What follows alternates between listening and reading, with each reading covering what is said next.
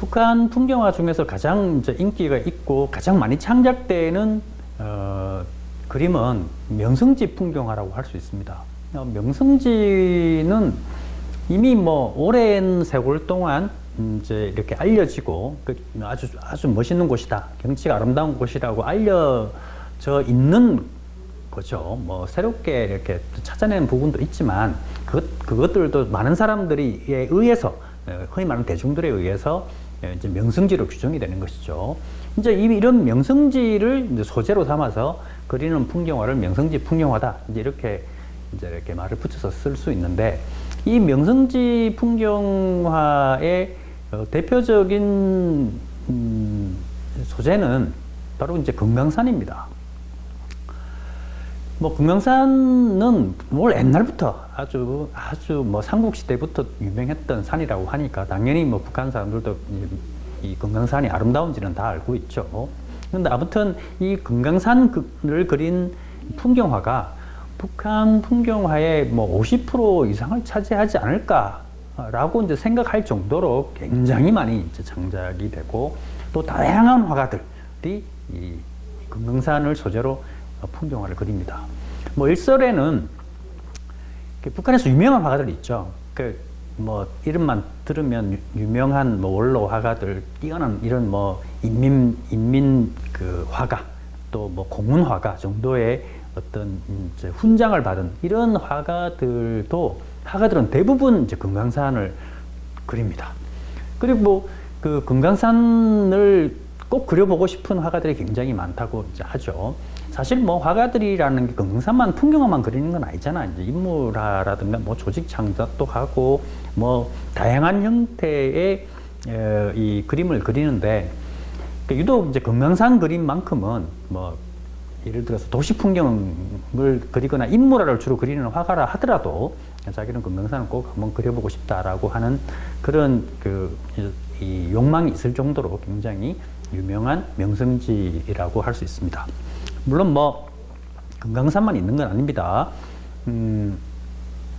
우리한테 좀 알려져 있는 뭐 묘양산, 뭐 금강산만큼 아름답다고 하는데 뭐 안 가보니까 잘 모르겠죠. 그 다음에 뭐 칠보산도 있고요.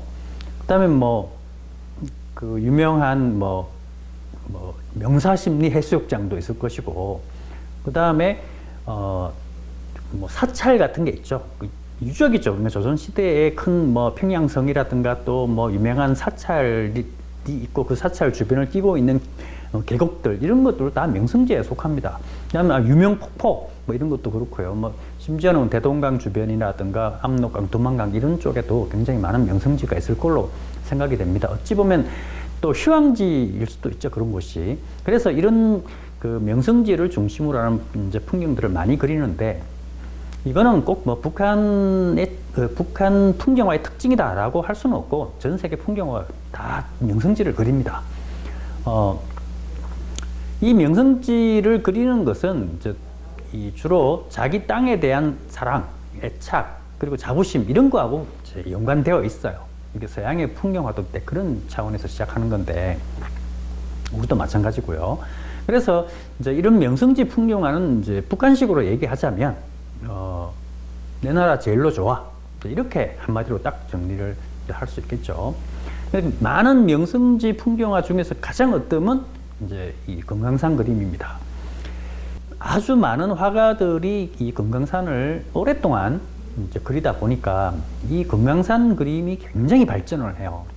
이 발전한다는 게 뭐냐면 기술적으로 표현하는 방법이라든가 능력이라든가 이런 것들이 이제 굉장히 이제 이렇게 고도화된다고 해야 되죠. 아무래도 뭐 양이 많으면 거기서 다양한 형태가 나올 수밖에 없는데, 뭐 어떤 화가들은 금강산을 굉장히 이제 묵직하게 그리는 화가도 있고요. 또 어떤 사람은 굉장히 경쾌하게 그릴 수도 있고, 또 뭐 금강산도 사계가 있잖아요, 그죠? 주로 겨울 풍경만 주로 그리는 이제 화가도 있습니다. 그리고 이제 가을이면 이제 뭐 울긋불긋 하잖아요. 이게 단풍이 들고 이러니까 이제 그런 풍경. 또 어떤 사람은 특정 뭐 폭포라든가 또 특정의 어떤 위치에 따라서 또 그런 이렇게 멋있는 장면이 나오기도 하니까 그런 부분만 그린다든가.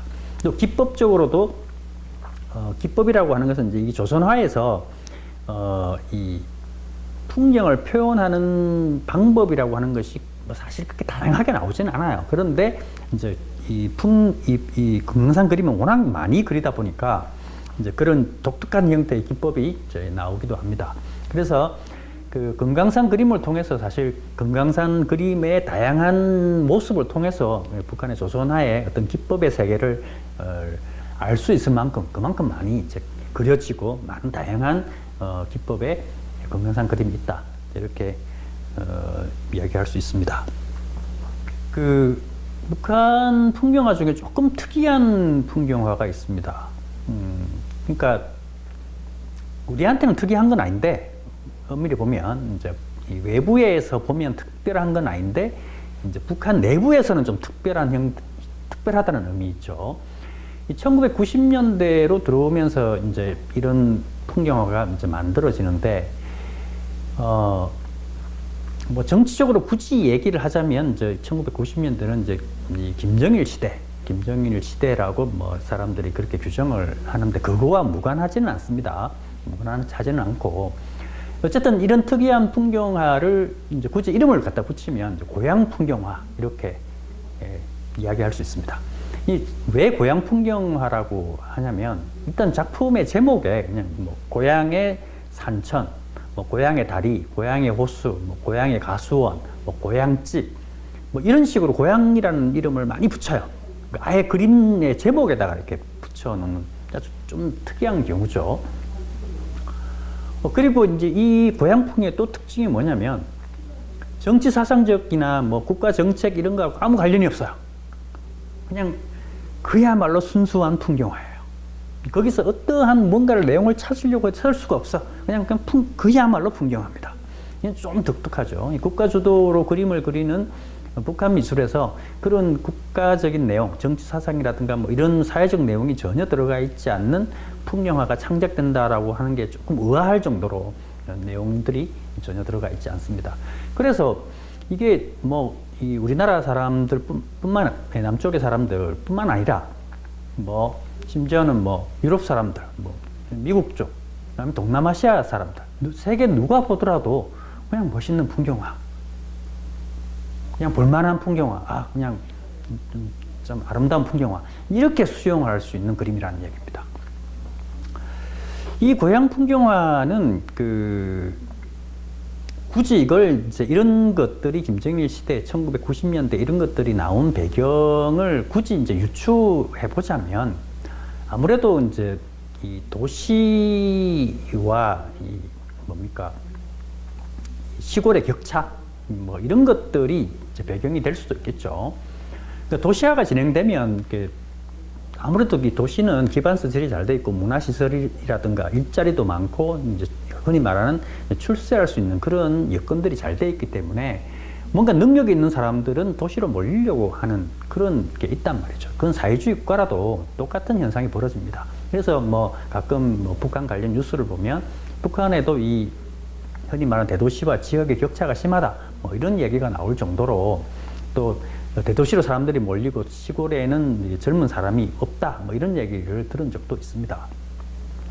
그러니까 고향이라고 하는 그거는 고향 풍경화라고 하는 것은 이게 좀 상대적 개념이 있어요. 그러니까 내가 어느 지역에 태어나서 거기서 자라서 지금도 살고 있다.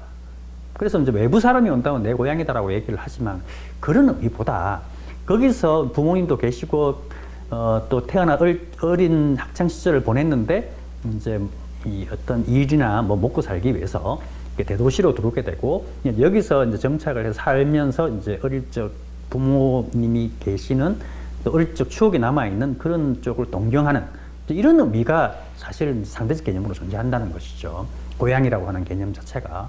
그래서 고향 풍경화도 이것과 크게 무관하지는 않을 것 같다. 지극히 그야말로 시골을 위한 풍경화가 아니라 대도시에 사는 사람들을 위한 그림이다라는 느낌이 든다는 이야기죠.